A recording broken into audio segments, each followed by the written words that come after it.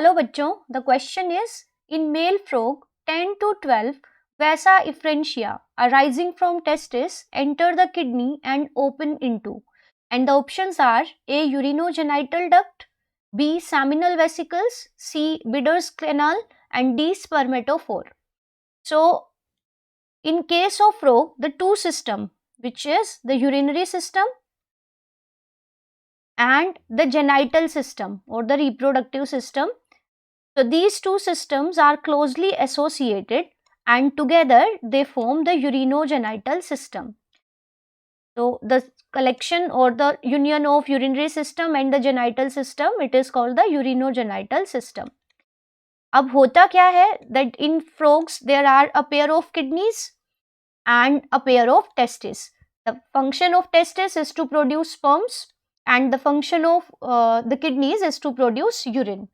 So what happens if we represent the situation diagrammatically?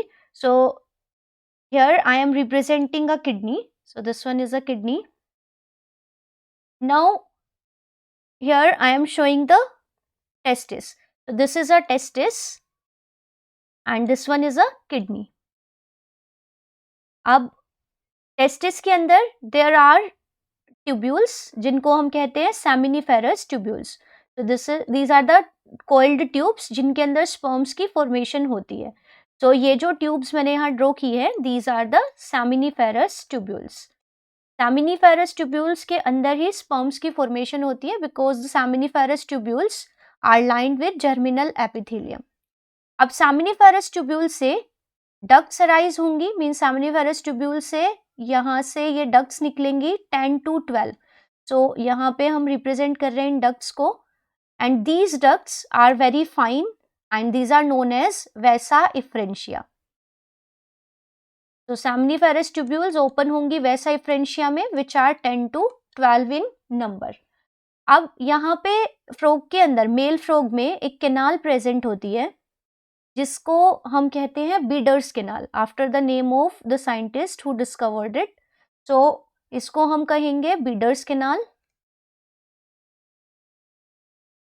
अब जो ये वैसा इफ्रेंशिया है, these open into the anterior part of this canal. So ये यहाँ से these will open into the anterior part of this Bidder's canal. तो ये open हो गए Bidder's canal के anterior वाले part में. Now this Bidder canal through the transverse collecting tubules, ये transverse collecting tubules हैं. So यहाँ से Bidder canal through through these transverse, क्योंकि ये horizontal है तो हम इन्हें लिखेंगे transverse collecting tubules. अब देखो होगा क्या कि टेस्टिस से स्पर्म्स आए थ्रू दीज वैसा इफ्रेंशिया, ये बीडर्स कैनाल में एंटर किए और बीडर कैनाल से कलेक्टिंग डक्ट के थ्रू ये स्पर्म्स जाएंगे into this long tube, and this long tube is known as the longitudinal collecting tubule. तो ये longitudinal है, so इसको हम बोलेंगे longitudinal collecting tubule. अब ये longitudinal collecting tubule open होगी into the ureter. Here हम ureter को बोलेंगे urinogenital duct, क्योंकि आपको मैंने अभी बताया that the यहाँ पे जो यूरिनरी सिस्टम है और जेनाइटल सिस्टम है दे आर एसोसिएटेड. तो यहाँ से जो स्पर्म्स आ रहे हैं फ्रॉम द किडनीज, जो स्पर्म्स आ रहे हैं इनटू द बीडर्स कैनाल, तो यहाँ पे रूट क्या हो गया, सेमिनिफेरस ट्यूब्यूल से वैसा इफ्रेंशिया के थ्रू स्पर्म्स आएंगे और ये स्पर्म्स जाएंगे into the Bidder's canal which is located into the kidneys.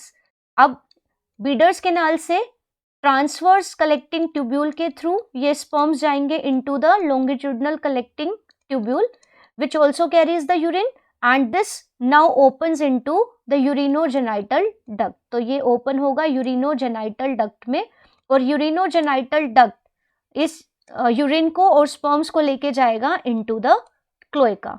Cloaca एक कॉमन ओपनिंग है for the urinary system, genital system and the digestive system. तो इस तरह से 10 to 12 वैसा इफ्रेंशिया जो कि टेस्टिस से अराइज हो रही है वो किडनी में एंटर करेंगी and they will open into the Beeder's Canal. So from this diagram, it is very clear that the right option of this question is option C. Thank you.